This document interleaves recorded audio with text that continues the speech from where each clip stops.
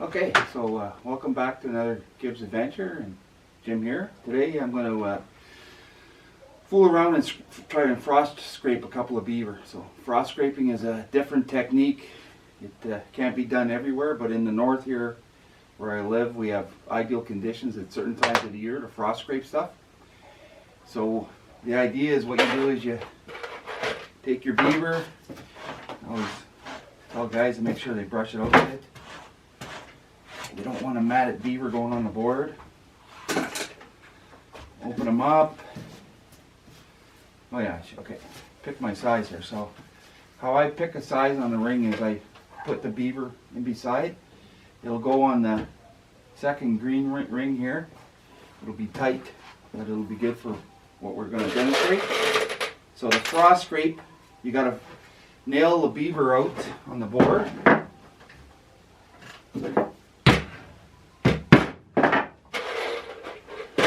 You don't put a lot of nails in it.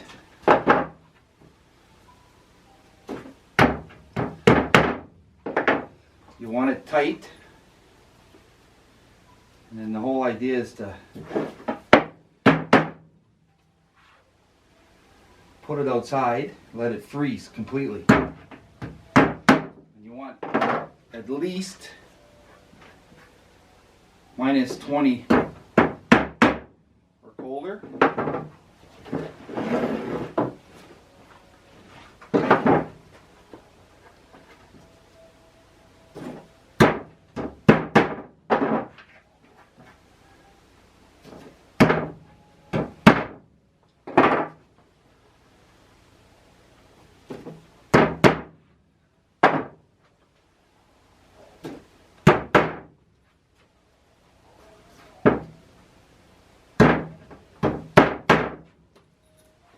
So you're looking to put like a dozen nails or less in it. And the whole idea is to open up the beaver, get them nice and taut, so that you can go over them with a scraper.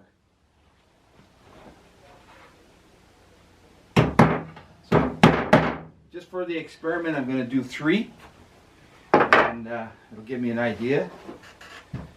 I was very fortunate years ago. A friend of mine that's passed on, Paul Millette, had given me a piece of, I think it was a planer blade, and that's what he used. That was what his tool was. He was the guy that kind of really championed this type of system, and it works really good. So that's basically how you lay it out. Just want to keep it tight. So not really looking for the pattern so much, you're looking to get the beaver tight. You want the skin tight on the board.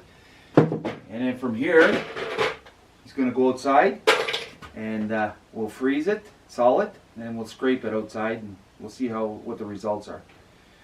So this is called frost scraping. This is the technique I'm going to try to show here today. So as I said at the start of my video, trying frost scraping, minus 20 Celsius is minus 4 Fahrenheit, so that's kind of the temperature you need.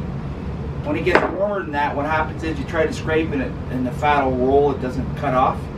And the idea of frost scraping is it shaves it off with a sharp scraper, and it comes off in shavings.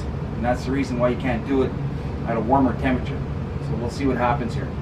Got the one outside, got 2 more ready to go. I'm going to set them up outside, let them freeze solid, and then I'll scrape them later today and I'll put some more video to it.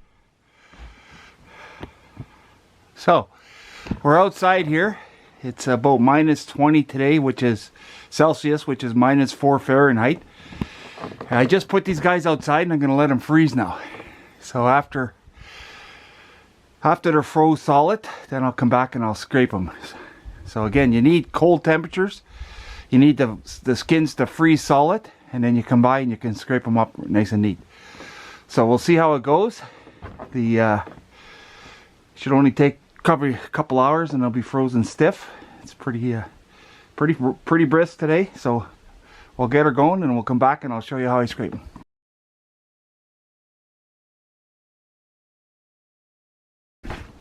The pelts are frozen solid, and I'm going to start scraping, and this is my Zeph glacier.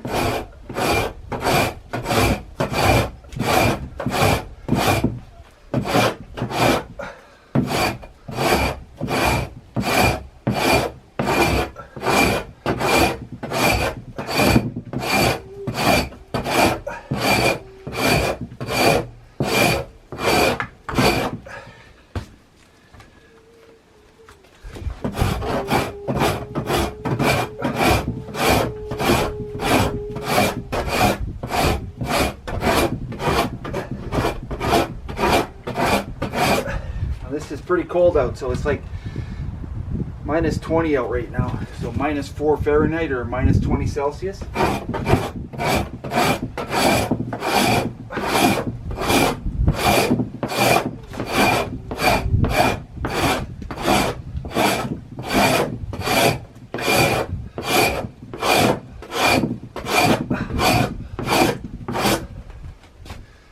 You can see quite a bit of shavings that end up in the bottom there.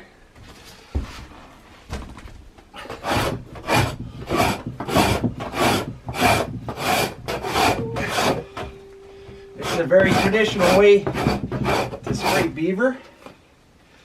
It was developed by the James Bay Cree, as far as I know.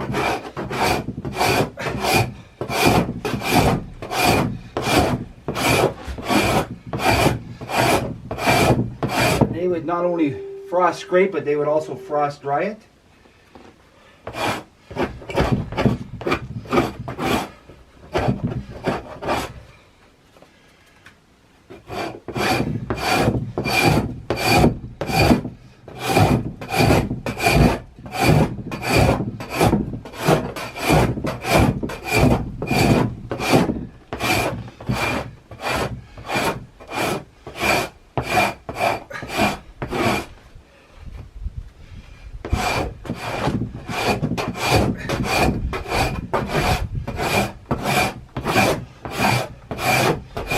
It's actually thinning down the leather a little bit as you shave it. You can't take it too far. The pelt's got to be frozen. And the next time I do this, I'll trim around the head a little bit better. But suffice to say,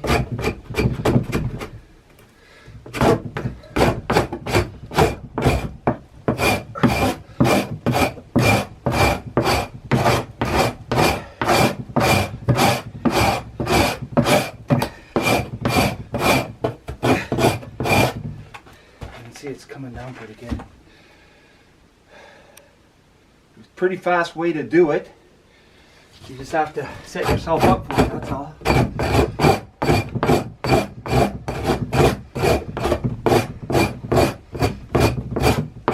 Next time I do it, I'll trim the legs, the front legs down a little bit more. It's the first time I really tackle this.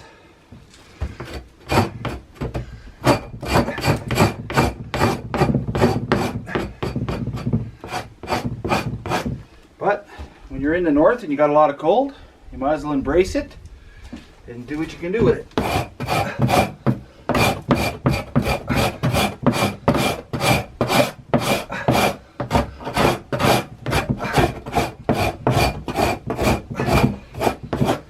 Can't do this when it's warm because the fat will roll and it won't cut. So I brought them back in and I'm thawing them out. Or I have thawed them out, and now I'm going to reboard them. So it didn't take as long as I thought. I thought it would take a lot longer for them to thaw out, but it didn't take very long. So I got a few on the go here. But just thought I'd try this frost scraping today to see if it was going to be any more interesting. But it doesn't take very long. It goes very, very, very quick. And I'll show you the finished results when I get it re-nailed on the board. I learned a couple of tricks already, so when I do it again it'll be easier for me. Like I'll trim the front legs and I'll trim the ears off, and it'll easier to scrape around the head. I had a bit of difficulty because it was so thick. You can see the finished job. It came out pretty good. The center of the back very smooth and a lot thinner than normal. So it's kind of a neat technique. I'm gonna try it again, and already I know a couple of little things. I'll trim my legs and my ears before I do that so I can do the head better. But it worked out pretty good. I'm kind of impressed.